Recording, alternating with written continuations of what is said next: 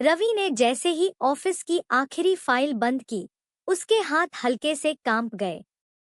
सालों की नौकरी, रोज सुबह 9 बजे घर से निकलना, रात को थके हुए शरीर के साथ लौटना, आज खत्म हो गया था।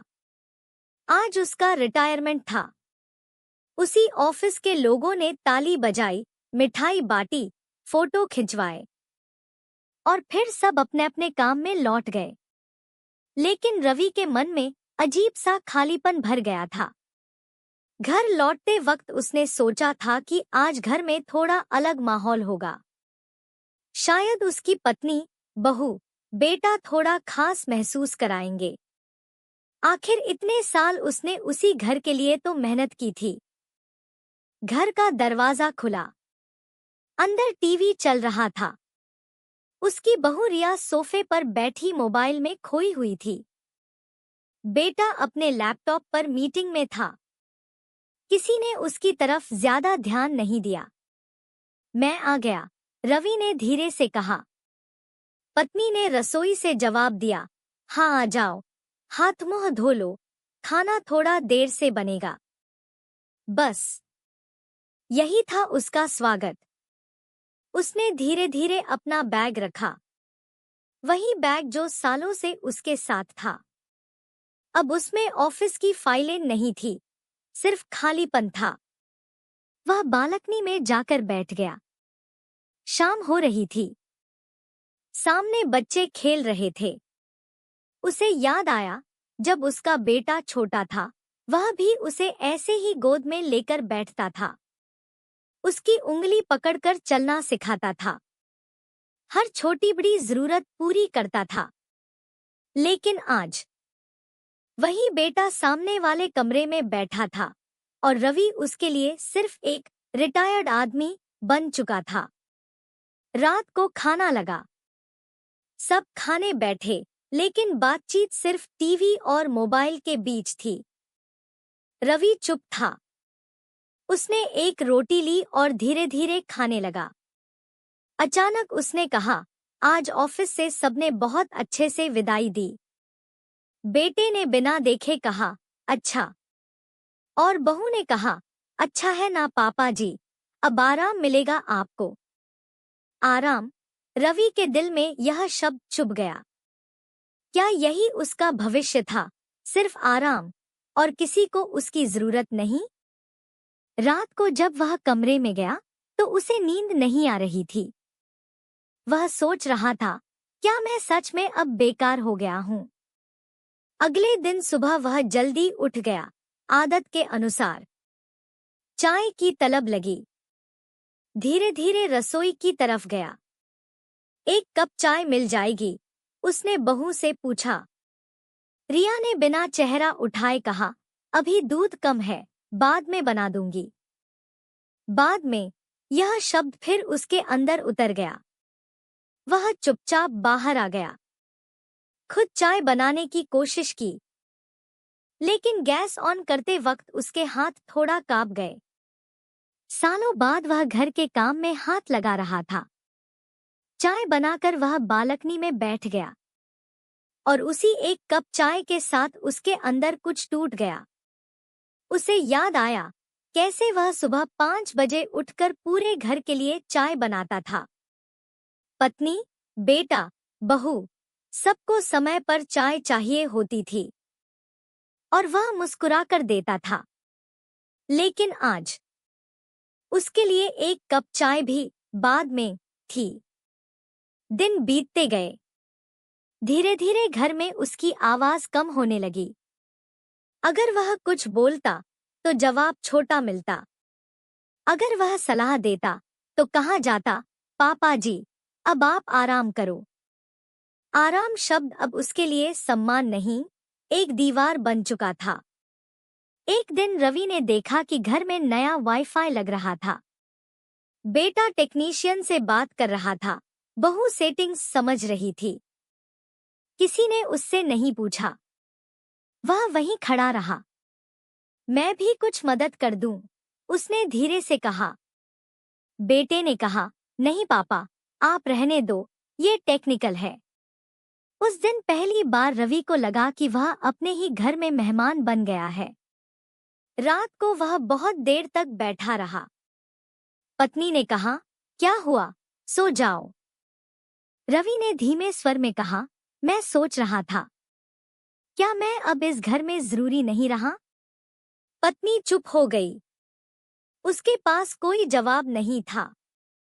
कई साल पहले यही घर उसके बिना एक पल नहीं चलता था, और आज वही घर उसके बिना भी चलता जा रहा था।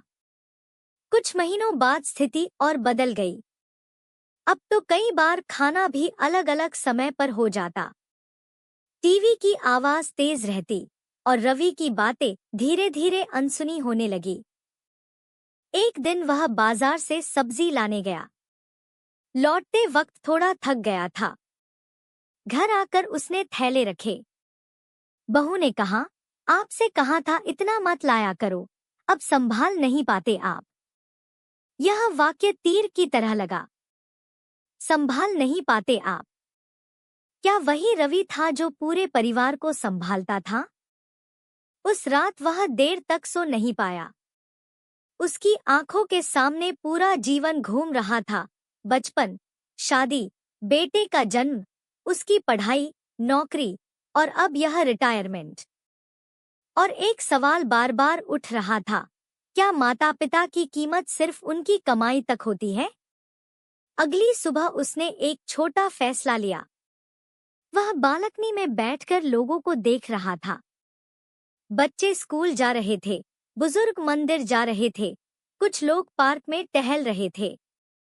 रवि ने पहली बार खुद से कहा, मैं खत्म नहीं हुआ हूं। लेकिन घर के अंदर अभी भी वही दूरी थी। रवि बालकनी में बैठा हुआ धीरे धीरे चाय पी रहा था, लेकिन उस चाय का स्वाद अब पहले जैसा नहीं था। हर घूंट के साथ उसे बस एक ही बात चुभ रही थी, अब आप रहने दो, आपसे नहीं होगा। घर अब उसका नहीं लग रहा था, बल्कि किसी होटल जैसा लगने लगा था जहां वह बस एक कोने में रखा गया पुराना मेहमान था। अगले कुछ दिनों में स्थिति और बदल गई। अब बहू रिया की आवाज में भी एक अजीब सी सख्ती आ गई थी। पहले जो बातें हल्के में कह दी जाती थीं, अब वही आदेश बन चुकी थी। पापा जी, टीवी की आवाज कम रखिए, हमें कॉल करनी होती है। यहाँ मत बैठा कीजिए, बच्चा खेलता है। आपसे बार बार कहा है, बिना बताए रसोई में मत आया कीजिए। रवि हर बार चुप हो जाता, जवाब देने की कोशिश करता, लेकिन फिर खुद ही रुक जाता, क्योंकि उसे लगता अब उसकी बातों की कीमत किसी को नहीं है। बेटा रोहित भी धीरे धीरे बदल गया था। ऑफिस की थकान या जिम्मेदारियां नहीं, बल्कि अब उसकी सोच बदल गई थी। एक दिन रवि ने हिम्मत करके कहा, रोहित, क्या मैं तुम्हारे साथ थोड़ा बाहर घूमने चलूं? रोहित बिना उसकी तरफ देखे बोला, पापा, अभी टाइम नहीं है। और वैसे भी आप थक जाते हो जल्दी, आप घर पर ही आराम करो। यह आराम करो अब रवि के लिए सबसे बड़ा दर्द बन चुका था। उस दिन वह चुपचाप कमरे में लौट आया, लेकिन अंदर कुछ टूट गया था। कुछ हफ्तों बाद घर में एक और बदलाव आया। बहू ने घर में नया सेटअप करना शुरू किया। सोफा बदला गया, अलमारी हटाई गई और एक कमरा, बच्चे के प्ले रूम, में बदलने की बात होने लगी। रवि का कमरा भी छोटा करने की चर्चा चल रही थी। एक शाम उसने अनजाने में सुन लिया, इन्हें अगर नीचे वाले कमरे में शिफ्ट कर दे तो अच्छा रहेगा, ऊपर जगह बढ़ जाएगी, रिया ने कहा। रोहित ने हल्के से कहा, हाँ ठीक है, पापा को वैसे भी ज्यादा दिक्कत नहीं होगी। पापा को बस यहीं पर रवि का दिल बैठ गया। उसे लगा जैसे वह कोई सामान है जिसे घर में एक जगह से दूसरी जगह रख दिया जाएगा। उस रात वह बहुत देर तक बैठा रहा। पत्नी ने धीरे से कहा, तुम ज्यादा मत सोचो, सब ठीक है। रवि ने पहली बार भारी आवाज में कहा, क्या सच में मैं इस घर में बोझ बन गया हूँ? पत्नी खामोश रही। उसकी आंखें भर आईं, लेकिन जवाब फिर भी नहीं था। कुछ दिन बाद वही हुआ जिसका डर था। रवि का सामान नीचे वाले छोटे कमरे में शिफ्ट कर दिया गया। कहा गया, आपको सीढ़ियां चढ़ने में दिक्कत होती है, इसलिए यहाँ अच्छा रहेगा। कमरा छोटा था, खिड़की भी छोटी थी।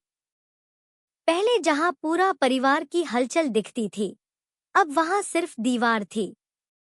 उस दिन रवि ने अपना बैग रखते हुए बस इतना कहा, मैंने इस घर को घर बनाया था और आज मैं ही इसमें मेहमान बन गया हूँ। समय और बीतता गया। अब हालत यह हो गई कि कई बार खाना भी उसे अलग दिया जाता। कभी कभी बहू भूल जाती और वह खुद पूछने में झिझकता। एक दिन उसकी तबीयत थोड़ी खराब थी। सिर भारी था, शरीर कमजोर लग रहा था। उसने धीरे से कहा, क्या आज चाय मिल सकती है? रिया ने बिना देखे कहा, अभी बहुत काम है, खुद बना लीजिए। वह धीरे धीरे किचन तक गया। गैस जलाते वक्त उसके हाथ फिर कांपे। चाय बनाते समय उसकी आंखें भर आईं। उसने खुद से कहा, मैंने कभी इस घर में किसी को बिना चाय के नहीं रखा और आज मेरे लिए एक कप चाय भी नहीं है।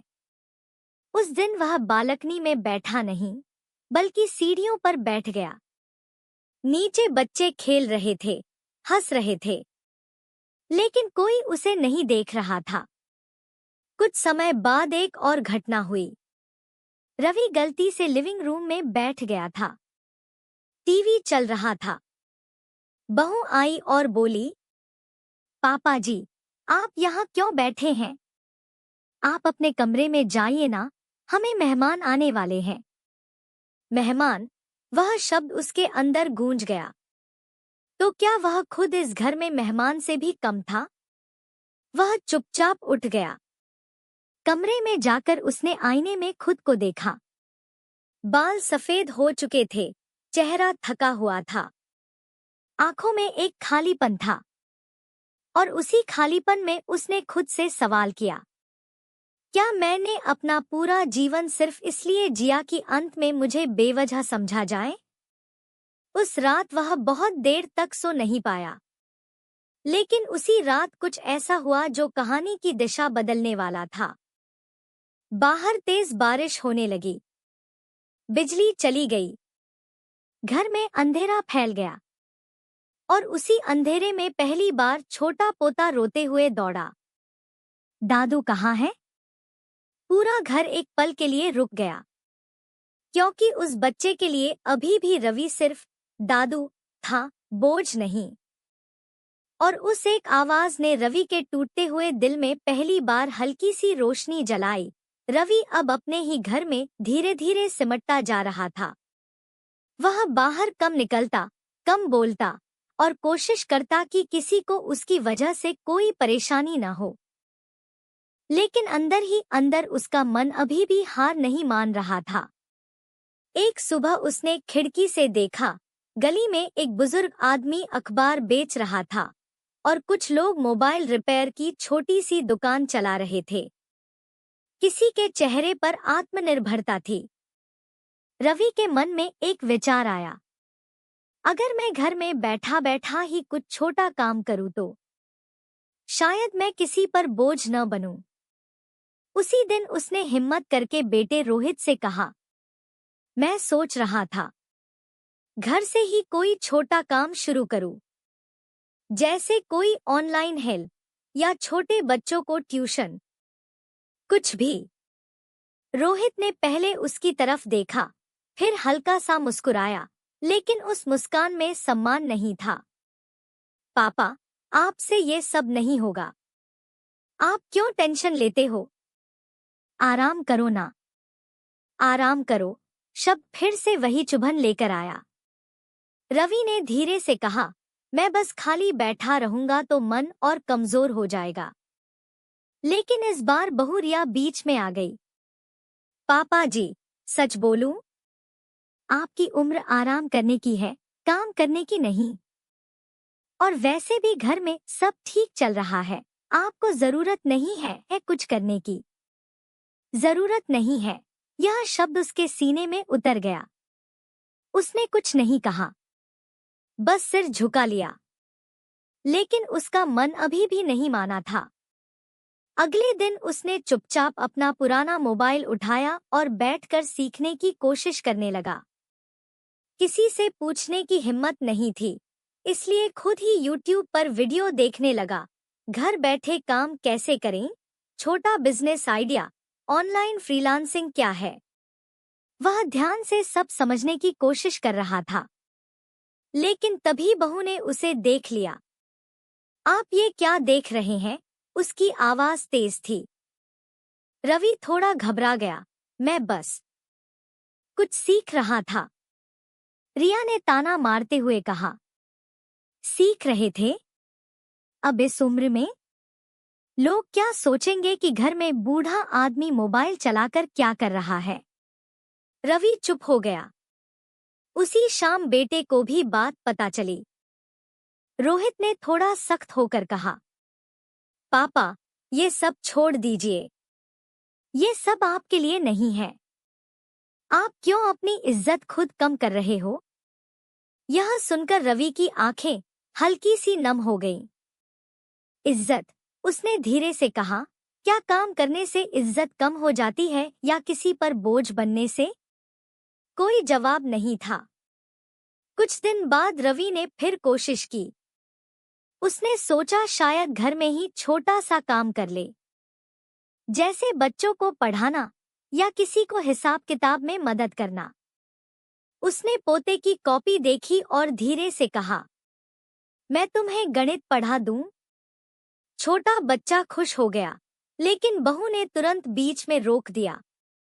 नहीं पापा जी, अभी उसका ट्यूशन चल रहा है, आप मत उलझाइए उसे। रवि का हाथ वहीं रुक गया। वह बच्चा उसकी तरफ देख रहा था, लेकिन उसे भी रोक दिया गया। उस रात रवि बहुत देर तक जागता रहा। उसे याद आ रहा था कैसे उसने अपने बेटे की पढ़ाई के लिए रात भर जागकर ट्यूशन फीस जुटाई थी, कैसे हर जरूरत पूरी की थी, बिना थके, बिना रुके। और आज वही बेटा उसे कह रहा था, आप आराम करो। कुछ दिनों बाद घर में एक और बात हुई। रोहित ने ऑफिस से आकर कहा, पापा, मैंने सोच लिया है, आपको बैंक अकाउंट और पेमेंट ऐप्स की जरूरत नहीं है। मैं सब संभाल लूंगा। रवि चौंक गया।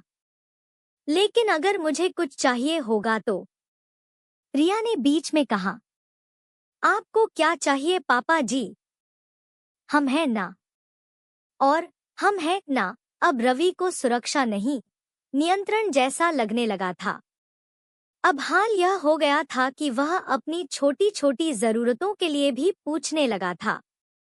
एक दिन उसने बहुत धीमी आवाज में कहा, क्या मैं पास वाली दुकान तक चलकर आ जाऊं? रोहित ने कहा, नहीं पापा, बाहर गर्मी है, आप थक जाओगे। और रवि वहीं बैठा रह गया। उस दिन उसने पहली बार महसूस किया, मैं अब खुद का भी मालिक नहीं रहा। शाम को वह बालकनी में बैठा था। हाथ में वही पुराना कप था। चाय ठंडी हो चुकी थी। नीचे गली में लोग अपने काम में लगे थे। कोई दुकान चला रहा था, कोई ठेला खींच रहा था, कोई मजदूरी कर रहा था। हर किसी के पास कोई न कोई काम था। सिर्फ उसके पास खालीपन था। और उसी खालीपन में उसके मन ने एक बात बहुत साफ कर दी। इंसान तब तक बूढ़ा नहीं होता जब तक वह हार मान ले। लेकिन जब उसे जीते जी बेकार समझ लिया जाए, तब वह अंदर से टूट जाता है। उसकी आंखों में आंसू थे, लेकिन आवाज नहीं थी। अचानक पोता उसके पास आया और बोला, दादू, आप कुछ काम क्यों नहीं करते? आप हमेशा बैठे रहते हो। यह मासूम सवाल था, लेकिन रवि के दिल पर सबसे गहरी चोट बनकर लगा, क्योंकि अब घर में बच्चे भी यही समझने लगे थे। कि दादू कुछ नहीं कर सकते। उस रात रवि ने आईने में खुद को देखा और धीरे से कहा, मैं अब भी जिंदा हूं। लेकिन क्या इस घर में मेरी जिंदगी की कोई जगह बची है? और पहली बार उसके मन में एक खामोश फैसला जन्म ले रहा था। उस रात रवि बहुत देर तक जागता रहा। घर में सब सो चुके थे, बस दीवारों पर घड़ी की टिक टिक उसकी बेचैनी को और बढ़ा रही थी। उसने बालकनी का दरवाजा खोला। ठंडी हवा चेहरे से टकराई, लेकिन मन का बोझ हल्का नहीं हुआ। नीचे गली शांत थी, वही घर, वही लोग, लेकिन रवि के लिए सब कुछ बदल चुका था। उसके मन में एक ही बात घूम रही थी, अगर मैं इस घर में ही बेकार हूं, तो मैं यहाँ रहकर किसे खुश कर रहा हूं? सुबह होते होते उसने एक फैसला कर लिया। वह किसी से कुछ नहीं बोला। धीरे धीरे उसने अपना पुराना बैग निकाला। उसमें बहुत कुछ नहीं रखा, कुछ कपड़े, एक पुरानी डायरी और अपनी दवा, बस इतना ही। वह हमेशा की तरह रसोई में गया। पत्नी चाय बना रही थी। चाय बना रहा हूं मैं आज, उसने हल्के से कहा। पत्नी थोड़ी हैरान हुई, लेकिन कुछ नहीं बोली। यह उसकी आखिरी चाय जैसी लग रही थी। चाय पीते समय वह बार बार घर को देख रहा था, दीवारें, तस्वीरें, बेटापन की यादें, और वह कोना जहां कभी पूरा घर उसकी आवाज सुनता था। लेकिन अब उसकी आवाज बस दीवारों में खो जाती थी। थोड़ी देर बाद रोहित और रिया उठे।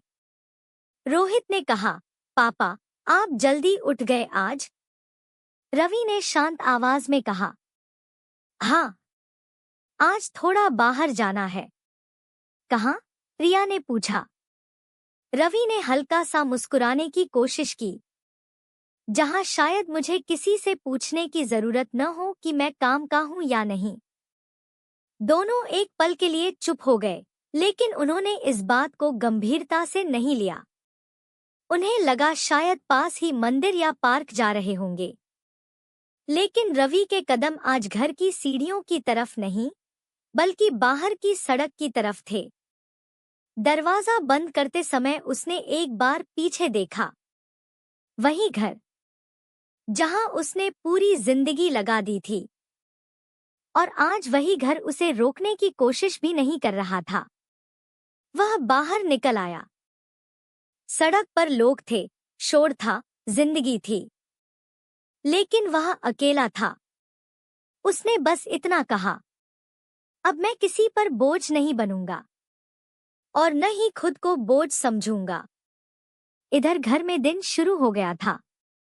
रोहित ऑफिस चला गया, रिया काम में लग गई। कुछ घंटों बाद जब रिया को लगा कि रवि कमरे में नहीं है, उसने पहले सोचा कि बाहर गए होंगे। लेकिन दोपहर तक भी वह नहीं लौटे। अब हल्की चिंता शुरू हुई। पापा अभी तक नहीं आए, रिया ने कहा। रोहित ने फोन किया। फोन बजा, लेकिन उठा नहीं। अब पहली बार घर में बेचैनी पसरने लगी। शाम होते होते चिंता डर में बदल गई। पड़ोस, रिश्तेदार, पार्क, मंदिर, हर जगह खोज शुरू हुई। लेकिन रवि कहीं नहीं था। उसके कमरे में बस वह बैग रखा था और एक डायरी। डायरी खोलते ही एक पन्ना मिला। मैंने इस घर को अपनी जिंदगी समझा था, लेकिन शायद मैं इस घर की जरूरत नहीं था। मैं किसी को दोष नहीं दे रहा, बस अब खुद को ढूंढने निकला हूं। रिया की आंखों से आंसू गिर पड़े। रोहित पहली बार टूटकर बैठ गया। मैंने क्या कर दिया? उसने सिर पकड़ लिया। घर की दीवारें पहली बार बहुत भारी लग रही थी। जिस आदमी को उन्होंने आराम करो कहकर चुप करा दिया था, वह अब कहीं नहीं था। रात हो गई थी, और उसी रात रोहित को पहली बार एहसास हुआ कि पिता सिर्फ कमाने वाले नहीं होते, वो घर की जड़ होते हैं। और जब जड़ ही हिल जाए तो पूरा घर कांपने लगता है। इधर रवि एक छोटे से बस स्टैंड पर बैठा था। उसकी आंखों में आंसू थे, लेकिन चेहरे पर एक अजीब सा सुकून भी था। वह टूट चुका था, लेकिन अब खुद को फिर से जोड़ने की कोशिश कर रहा था। उसने खुद से कहा, अब या तो मैं खुद को ढूंढ लूंगा या फिर इस दर्द में ही खो जाऊंगा। अगली सुबह घर में सन्नाटा था, लेकिन यह पहले जैसा शांत नहीं था। यह खालीपन वाला सन्नाटा था। रिया बार बार रवि के कमरे में जाकर देख रही थी। वही खाली बिस्तर, वही बंद अलमारी और कोने में रखा हुआ उनका चश्मा। सब कुछ जैसे चिल्ला चिल्ला कर कह रहा था कि कोई बहुत जरूरी चीज अब इस घर में नहीं है। रोहित बार बार फोन कर रहा था। नंबर स्विच ऑफ आ रहा है। हर बार यही जवाब। अब घर में कोई किसी पर गुस्सा नहीं कर रहा था। न टीवी की आवाज तेज थी, न रसोई की भागदौड़। बस चिंता थी और पछतावा। रिया डायरी लेकर बैठी थी। हाथ कांप रहे थे। उसने एक और पन्ना खोला। मैंने कभी अपने लिए नहीं जिया, बस इस घर के लिए जिया। लेकिन शायद इस घर ने मुझे कभी अपना समझा ही नहीं। यह पढ़ते ही रिया की आंखों से आंसू गिर पड़े। मैंने क्या कर दिया, वह खुद से बार बार कहने लगी। रोहित चुप था, लेकिन उसकी आंखें लाल थी। उसे पहली बार समझ आ रहा था कि आराम करो पापा कोई प्यार नहीं था, बल्कि धीरे धीरे उन्हें अलग कर देने वाला वाक्य था। तभी रोहित अचानक उठा। मैं उन्हें ढूंढ कर लाऊंगा, कहीं भी हो। वह घर से बाहर भागा। रिया भी उसके पीछे थी। पूरे शहर में खोज शुरू हो गई। बस स्टैंड, मंदिर, रेलवे स्टेशन, पार्क, हर जगह बस एक ही नाम गूंज रहा था, रवि जी, कहीं आप दिख जाएं। इधर रवि एक छोटे से बस स्टैंड के पास बैठा था। रात बीत चुकी थी। वह थका हुआ था, लेकिन मन थोड़ा शांत था। उसने जिंदगी में पहली बार महसूस किया था कि मैं अब किसी की नजरों में बोझ नहीं हूं, क्योंकि अब मैं वहां नहीं हूं। लेकिन अंदर कहीं एक दर्द भी था। घर की याद, पोते की आवाज, पत्नी का चेहरा। वह उठकर जाने ही वाला था कि तभी पीछे से एक आवाज आई, पापा। वह रुका नहीं। लगा शायद वहम है।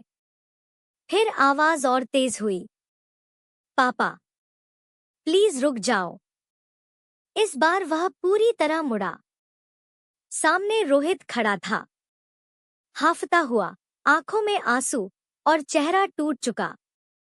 उसके पीछे रिया थी, हाथ जोड़कर रोती हुई।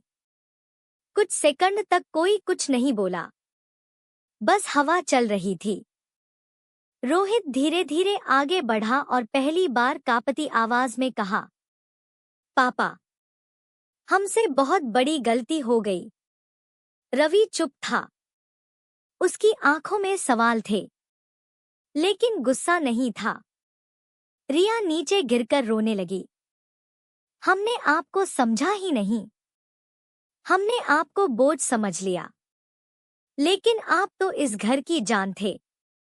रोहित ने हाथ जोड़ दिए। पापा, हम बिना आपके अधूरे हैं।